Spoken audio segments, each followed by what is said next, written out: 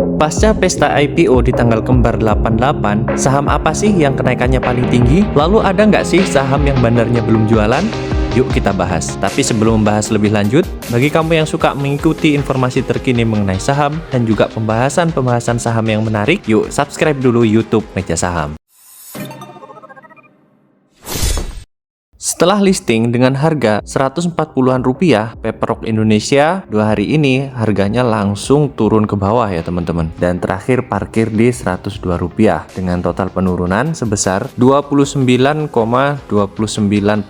hampir 30% turunnya. Sepertinya ini burung elangnya emang terbang ke dalam sungai ya teman-teman. Apakah saham ini masih menarik? Coba kita analisa melalui historical transaksi di saham ini. Melalui grafik top buyers ini, kita bisa melihat yang paling banyak melakukan pembelian di sini adalah YP, MG, KK, PD, XL, CC, XC, SQ, GR, dan juga CP. Dan dari sini kita lihat, meskipun MG ini termasuk top buyers, tetapi dia banyak juga melakukan penjualan. Tetapi kalau untuk yang lain seperti XL, PD, CC ini banyak net buy ya teman-teman. Lalu siapa sih top sellernya? Yang menjadi top seller pada saham ini yang terbesar itu malah IU ya teman-teman. Lalu kemudian ada MG, ini juga termasuk ke dalam top seller. Tetapi MG bukan cuma jualan, dia juga melakukan pembelian ya. Yang benar-benar melakukan net sell bisa kita lihat di sini adalah SA. Hanya saja untuk jumlah saham yang dijual ini kelihatan tidak terlalu banyak.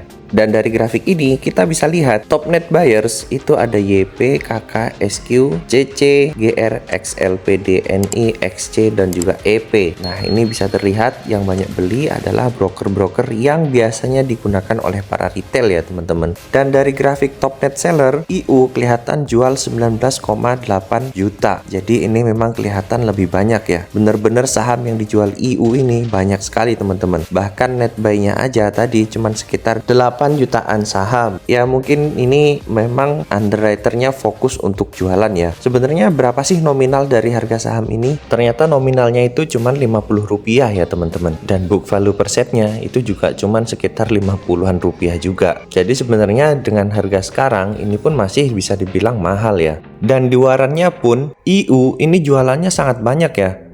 Total lot yang dijual sebanyak 785.707 lot dengan net sale value sebesar 940,6 juta rupiah. Sedangkan pembelinya ini ya biasanya tetap broker-broker yang digunakan oleh para retail. Ada YP, PD, CC, XC, XL, KK, dan seterusnya ya teman-teman. Jadi memang IU ini sukses besar untuk melakukan jualan. Untuk Eral, kemarin di hari pertama saat listing sempat dibawa naik sampai ke Rp450 ya, dari harga IPO Rp390. Dan ini bagi teman-teman yang udah take profit dari pertama harusnya tetap cuan ya. Tapi kalau yang masih bertahan, bisa jadi mungkin hari ini cut loss juga. Lalu bagaimana dengan broker actionnya pada IPO Eral selama 2 hari terakhir?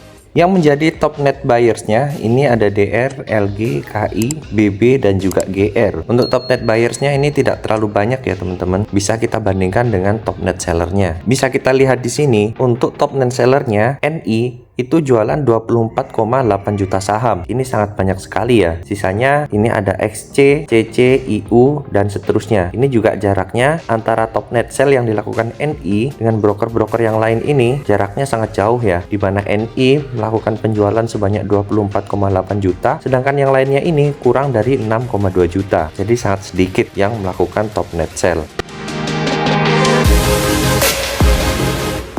Bagi kamu yang ikutan IPO-nya Cyber, hari ini pasti lagi cuan besar. Karena dalam 2 hari terakhir, Cyber naik hampir 70%. Wah, tentu kalian pada senyum lebar nih. Kamu masih hold sahamnya apa sudah TP di hari pertama? Silahkan tulis di kolom komentar ya. Dan kalau kita lihat di top net buyers, broker-broker yang digunakan ini sepertinya bukan broker retail ya. Kenapa? Karena kalau arah seperti ini teman-teman, broker retail seperti yang saya gunakan, itu akan sulit untuk bisa antri di depan. Dan jumlah saham yang dibeli pun itu tidak sedikit ya. Contoh di sini TP itu beli sebanyak 16 juta saham. Lalu kemudian CP ini juga belinya cukup banyak. Lalu untuk top net sellernya SA jualan sebanyak 18,1 juta saham. Lalu kemudian disusul HD sekitar 13,6 juta saham. Dan YP ini jualannya kurang dari 4,5 juta. Berarti bisa kita asumsikan bahwa SA dan HD lah yang digunakan untuk berjualan saham. Sedangkan yang lainnya seperti YP, PD, XL, kemudian kemudian XC di grafiknya hampir rata ya, atau hampir sama banyaknya. Ya mungkin ini para retail-retail yang udah TP duluan teman-teman. Dan yang bikin menarik, di tanggal 9 kemarin, YP ini justru beli lagi ya.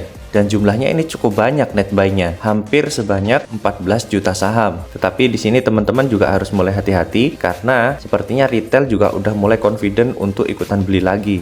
Contoh di sini PD, XC ini juga mulai masuk untuk beli lagi. Dan sebagai pengingat buat teman-teman, sepertinya pada saham ini yang digunakan untuk jualan brokernya itu bukan YP ya, tapi yang lainnya. Teman-teman bisa perhatikan pola grafiknya melalui analitik di RTI setiap harinya. Tetapi dengan pola transaksi seperti ini, potensi cuan itu masih ada ya teman-teman. Meskipun untuk saat ini resikonya udah sangat tinggi. Kalau saya pribadi sih udah cukup takut ya untuk masuk di kondisi seperti ini. Atau kalaupun masuk, saya akan sangat berhati-hati dan akan sangat disiplin dengan trading plan yang sudah saya buat. Untuk GRIA, dari listing di tanggal 8 kemarin, harga sahamnya baru naik sebanyak 2,54%. Tapi kalau yang beli di harga IPO Rp120, maka cuannya itu baru 0,84%. Masih kecil banget ya untuk cuannya. Dan kalau kita lihat dari grafik ini, yang paling aktif untuk melakukan pembelian itu ada AO, YP, dan juga MG. Tetapi kalau untuk YP dan juga MG, ini sepertinya keluar masuk aja ya. Dan yang melakukan net buy itu ada AO. Nah, nanti kita akan bahas berapa banyak sih saham yang dibeli oleh AO. Net buy yang dilakukan AO sebanyak 77,8 juta saham. Dan ini jaraknya sangat jauh ya dari net buyers yang lain. Jadi memang ada kemungkinan AO ini belum jualan ya teman-teman. Malah melakukan net buy. Tapi sayangnya meskipun dia net buy, sahamnya ini belum bergerak kemana-mana ya. Harganya cuma di situ-situ aja. Dan yang melakukan net sell ini justru kebanyakan diisi oleh broker-broker retail ya. Ada PD, kemudian XC, XL, YP. Tetapi dengan jumlah yang tidak terlalu banyak ya, rata-rata di bawah 11,5 juta saham. Bisa jadi saham-saham yang dijual oleh PD, XC, XL, YP inilah yang ditampung oleh AO ya teman-teman. Tapi teman-teman juga harus perhatikan ya, meskipun terlihat bandarnya belum jualan, tetapi nominal saham ini tuh cuma Rp20 ya teman-teman. Dan dengan harga book value per share Rp11,16, di harga sekarang saham Rp121 itu sudah terlalu mahal sebenarnya teman-teman. Jadi hal ini memang membuat kita cukup berhati-hati meskipun bandarnya belum jualan. Karena sebenarnya untuk kenaikan harga saham, selain peran besar dari bandar, retail pun juga ikut berperan sebagai ganjal untuk menaikkan harga saham. Kalau story-nya kurang menarik, biasanya retail juga akan kurang tertarik untuk ikutan membeli saham. Kalau menurut teman-teman gimana? Silahkan tulis di kolom komentar ya.